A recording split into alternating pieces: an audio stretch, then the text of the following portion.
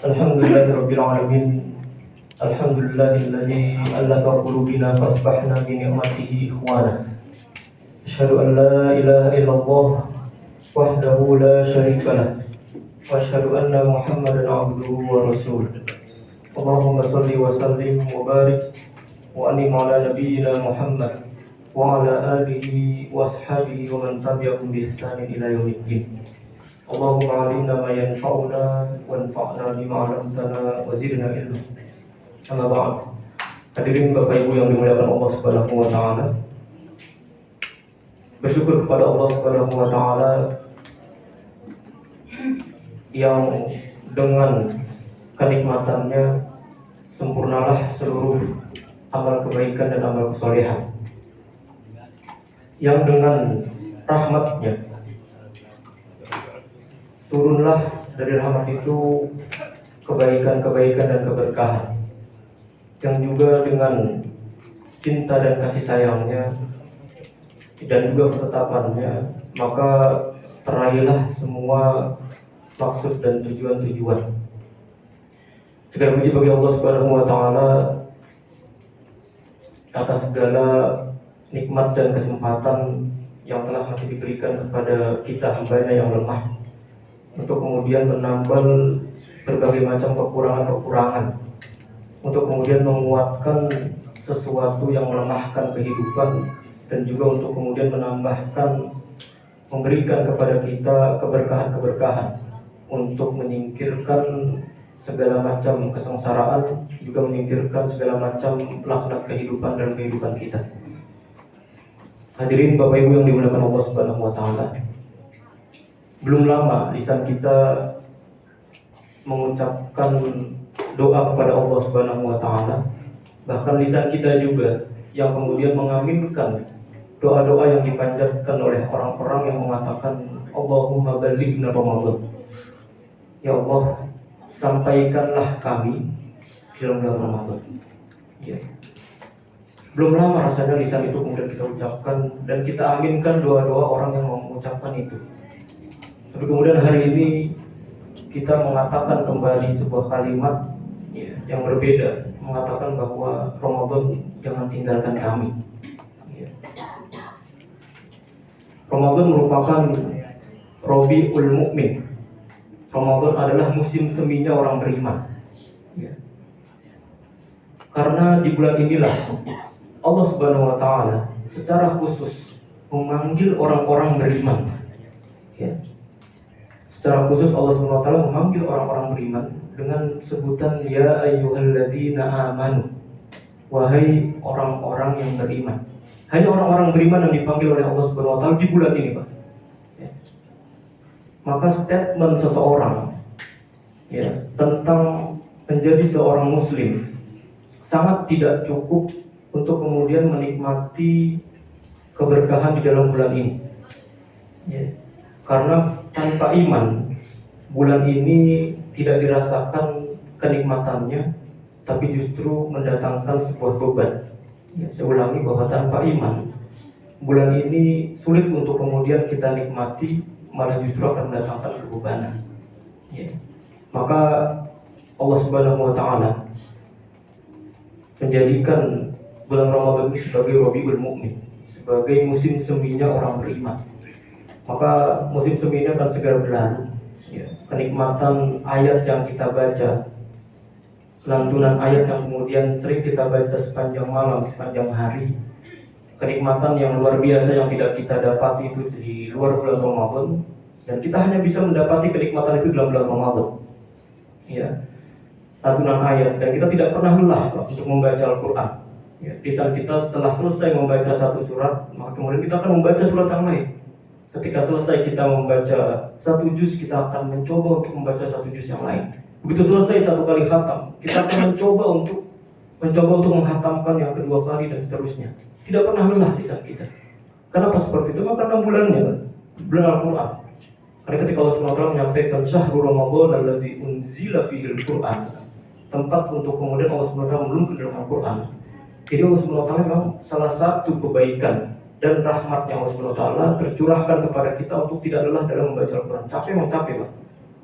tapi kemudian kita berusaha untuk membiasakan, mentarbiah diri kita untuk membaca melampaui dari apa yang biasa kita lakukan di luar bulan Ramadan. Ya. Dan itu juga tentu babnya karena hati kita itu mencapai puncak kesuciannya, Pak. Ini sebagaimana disampaikan oleh seorang sahabat mulia, Utsman bin Affan radhiyallahu anhu, di mana beliau menyampaikan bahwa idza tahurat qulubukum ma syabittum min tilawatil Qur'an. Kalau hati kalian itu bersih, hati kalian itu suci, maka kalian itu tidak akan pernah kenyang dalam membaca Al-Quran. Tidak pernah cukup, selalu kurang. Dan itulah buktinya.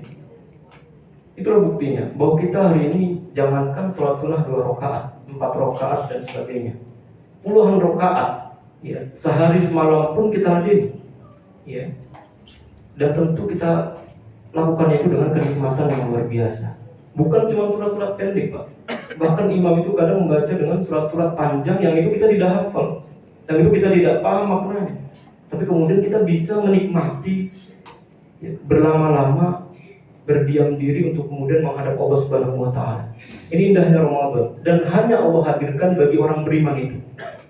Maka rasakan, Pak. Kalau kemudian kita hari ini tidak bisa merasakan kenikmatan itu, maka itu menunjukkan sejauh mana letak keimanan kita di dalam hati kita itu. Maka Allah Subhanahu wa taala di akhir tentang rangkaian ayat-ayat puasa, Allah Subhanahu wa taala menjanjikan ketakwaan bagi orang-orang yang kemudian bisa memaksimalkan ibadahnya di dalam bulan Ramadan. Dan salah satu nilai takwa yang dihasilkan dari bulan Ramadan yang kita lakukan itu adalah kita itu mampu menginsaf diri kita. Ramadan itu salah satu maknanya adalah makna imsak, artinya menahan diri dari makan, minum, hawa nafsu dan sebagainya. Dan itu bisa terlihat dari setelah kita lepas dari bulan Ramadan. Makanya ayat yang menjelaskan tentang nilai ketakwaan seseorang untuk kemudian menahan dirinya, Allah Subhanahu wa taala itu memberikan sebuah balasan yang sangat luar biasa. Kalau Subhanahu wa taala menyampaikan wa amma man khafa maqama rabbih wa nahan nafsa 'anil hawa. Orang-orang yang dia itu takut tentang kebesaran Tuhannya, wa nahan nafsa 'anil hawa. Dan dia itu orang yang menjaga dirinya dari hawa nafsunya. Jadi hawa nafsunya ingin ini, tahan, bersabar, diimsak, ditahan gitu. Dan itu bukan hanya di bulan Ramadan, tapi sampai di luar bulan Ramadan. Karena Allah Subhanahu wa taala menjanjikan itu bagi orang yang bertakwa. Siapa orang bertakwa tadi? Wa amma man khafa maqama rabbih wa nahan nafsa 'anil hawa. Maka balasannya apa? Fa innal jannata hiyal ma'wa. Balasannya adalah surga yang Allah SWT siapkan bagi orang-orang yang kemudian bisa menahan hawa nafsunya yang diinginkan oleh dirinya itu. Dan itu bisa kita dapatkan di dalam Ramadan. Karena bulan Ramadan itu merupakan bulan tarbiyah. Bulan untuk kemudian kita itu membiasakan, mentarbiyah diri kita dari hal-hal yang tidak pernah kita lakukan di luar bulan Ramadan. Dan itu merupakan bekal yang kita lakukan, bekal yang kita siapkan untuk 11 bulan setelah bulan Ramadan. Baik, Bapak Ibu hadirin Allah Subhanahu wa taala, dan di dalam bulan Ramadan tentu Allah Subhanahu wa taala dalam rangkaian penutup ayat tentang puasa itu Allah Subhanahu wa taala menyampaikan yuridullahu bikumul yusra wa la yuridu bikumul usra wa litukmilul iddata wa litukabbirullaha ala ma hadakum wa la'allakum tashkurun. Allah Subhanahu wa taala menyuruh kita, memerintahkan untuk banyak bertakbir di akhir-akhir dari bulan Ramadan. Dan itu akan kemudian kita mendekati masuk ke 1 Syawal, Lebaran. Ya, karenanya memang dalam menghadapi akhir-akhir dari Ramadan bukan hanya tentang bab iktikaf dan sebagainya, tapi kemudian memang ada hal-hal yang harus kita lakukan, ya, dalam rangka menghidupkan sunnah Nabi Shallallahu Alaihi Wasallam. Dan itu kemudian kita akan melihatnya di dalam hari pertama dari bulan Syawal. Ya, maka di antara sunnah-sunnah Nabi Shallallahu Alaihi Wasallam yang dilakukan oleh Nabi Shallallahu Alaihi Wasallam dan para sahabat yang dia melihat Nabi Shallallahu Alaihi Wasallam dalam memasuki 1 Syawal, ketika kita itu mau sholat Idul Fitri itu ada beberapa sunnah-sunnah. Dan ini mungkin banyak dari kita yang lupa dan terlewat. Ya. Di antara sunnahnya itu, kita tuh disunahkan untuk mandi yang pertama itu. Ya. Jadi begitu azan subuh setelah selesai, kemudian sebelum datang ke tempat untuk sholat id, kita disunahkan untuk mandi dulu. Ya, jangan baru bangun tidur, bangun jam 6 langsung berangkat ya. Siap-siap dan sebagainya, udah telat lagi bangunnya. Disunahkan kita untuk mandi, Pak. Ali bin Abi Thalib itu pernah ditanya oleh seseorang tentang mandi. Kemudian Ali bin Abi Thalib menyampaikan, antum bisa mandi terserah setiap hari nggak apa-apa. Gitu. Kemudian kata orang itu bukan, tapi saya bertanya tentang mandi yang afdol itu, mandinya Nabi SAW. Kemudian Ali bin Abi Thalib menyampaikan bahwa Nabi SAW mandi afdolnya itu ada 4. Yang pertama itu pada hari Arafah, kemudian hari Jumat, kemudian Idul Fitri dan Idul Adha. 4 mandi besar yang dilakukan oleh para generasi salafus saleh terdahulu. Ya, dan ini menjadi sebuah sunnah yang disyariatkan oleh Nabi SAW kepada umatnya ketika kita memasuki 1 Syawal di awal bulan Syawal. Kemudian yang kedua, kita tuh disunahkan juga untuk berhias diri dan memakai pakaian yang terbaik. Ini mesti harus digarisbawahi. Pakaian yang terbaik bukan pakaian yang baru. Pakaian yang terbaik. Ya, kita hari ini suka memiliki kebiasaan ya, bahwa Ramadan itu selalu Idul Fitri itu selalu identik dengan baju baru gitu ya. Kalau nggak ada baju baru nggak afdol kayaknya. Karena Nabi SAW nggak mesti seperti itu. Nabi SAW itu mensunahkan, ya, mencontohkan bahwa kita itu melaksanakan Idul Fitri ya, pada 1 Syawal itu memakai pakaian yang terbaik. Yang memakai pakaian terbaik ini pakaian apa aja, mesti harus baru, yang terbaik, yang kemudian bagus. Nabi SAW itu memiliki beberapa pakaian, disebutkan oleh Imam Tirmidzi di dalam kitab Syama'il Muhammadiyah. Ya, ketika beliau itu menggambarkan tentang pakaiannya Nabi SAW. Nabi SAW itu punya pakaian khusus yang dipakai itu pada hari Jumat dan 2 hari raya itu, Idul Fitri dan Idul Adha. Ya, jadi memang harus memakai pakaian yang terbaik. Yang kedua harus berhias diri, Pak. Jadi dilakukan hanya laki-laki, ya, pakai wangian yang cakep gitu ya, yang bagus. Kalau perempuan jangan. Kadang-kadang ibu-ibu juga kalau kita datang ya sholat, ya Allah, lewatin tuh belum ketemu wanginya udah sampai dulu tuh. Saking luar biasa. Kalau perempuan jangan ya. Memang disunahkan yang pakai pakaian terbaik. Ya itu memang laki-laki dan perempuan, tapi artinya yang berhias diri itu hanya laki-laki. Ya. Kemudian sunnah yang ketiga itu kita disunahkan untuk makan sebelum datang ke tempat sholat Idul Fitri. Ya. Ini kata Imam Ibnu Hajar al-Asqalani dalam kitab Fathul Bari ini itu menyampaikan bahwa kenapa kita disunahkan harus makan dulu sebelum kita berangkat sholat, karena memang untuk tidak menyangka akan adanya tambahan puasa di hari itu. Jadi kita harus makan dulu. Ya. Dan Nabi SAW itu mencontohkannya dengan makan kurma. Ya, makan kurma yang ganjil. Tentu makan makanan yang ringan, jangan makan opor dulu. Ini belum sholat udah makan dulu, kan? Makan makanan yang ringan ya, makan kurma dan sebagainya. Itu yang makan ya. Kemudian yang keempat, ya, kita juga disunahkan untuk memberikan doa ya, sesama kaum muslimin. Ya, dan ini biasanya memiliki ucapan-ucapan ya, yang kemudian itu menggambarkan tentang doa kita kepada diri kita dan kaum muslimin. Ya, dan itu bisa kita lakukan, bisa kita lihat di dalam kebiasaan para salafus saleh dulu. Ya, yang kemudian mereka itu mendoakan saudaranya itu dengan taqabbalallahu minna wa minkum. Ya, dengan kalimat-kalimat yang seperti itu. Ya, kalimat-kalimat yang seperti kul wa anta bi khair atau minal aidin wal faidin dan sebagainya itu. Walau saya belum mendapatkan riwayat tentang itu. Tapi lebih baiknya kemudian kita mendoakan taqabbalallahu minna wa minkum. Semoga Allah Subhanahu wa taala menerima amal ibadah kita yang kita lakukan di dalam bulan Ramadan itu. Ya, kemudian yang keberapa tadi itu?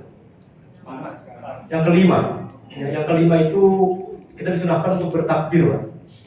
Bertakbir banyak-banyak dari ketika kita itu, memang disunahkan itu ketika kita masuk malam Idul Fitri itu ya, malam 1 Syawal itu kita sudah disunahkan harus banyak bertakbir.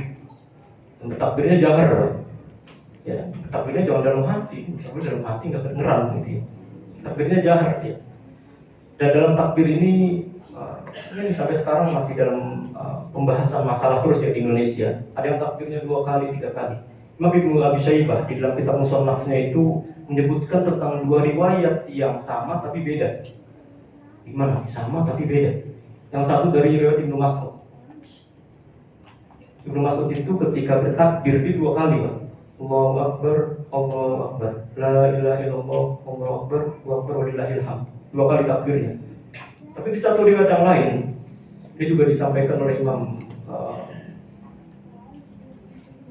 Ibnu Taimiyah yang di dalam kitab Majmu' Fatawanya itu bahwa ada yang takbirnya itu 3 kali, dibolehkan. Ya, Allahu Akbar, Allahu Akbar, Allahu Akbar, dan seterusnya.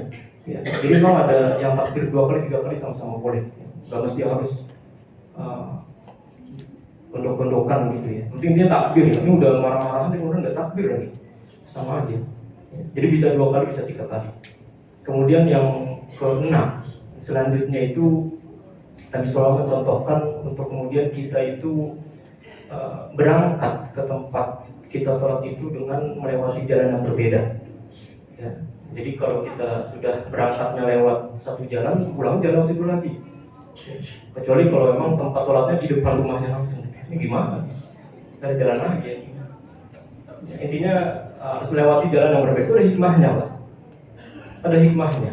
Hikmahnya itu Nabi SAW itu ingin mengecek, melihat tentang kondisi kaum muslimin di setiap tempat itu. Kalau misalnya Nabi SAW itu hanya melewati satu tempat, hanya melewati itu doang. Kalau melewati yang lain, Nabi SAW itu tahu orang yang kemudian kelaparan, bagaimana melewati Idul Fitrinya dan sebagainya. Ya. Dan itu juga menjadi saksi ya, bagi kita ketika Allah SWT menyebutkan idza zulzilatil ardu zilzalaha wa akhrajatil ardu athqalaha wa qala al-insanu ma laha yauma idzin tuhadditsu akhbaraha. Pada waktu itu bumi itu menjadi saksi, Pak. Allah SWT kita itu banyak menebar kebaikan di lewat jalan yang jauh gitu ya. Nggak jauh-jauh, penting melewati jalan-jalan yang berbeda yang kita lakukan di awal ketika datang ke tempat untuk sholat Idul Fitri.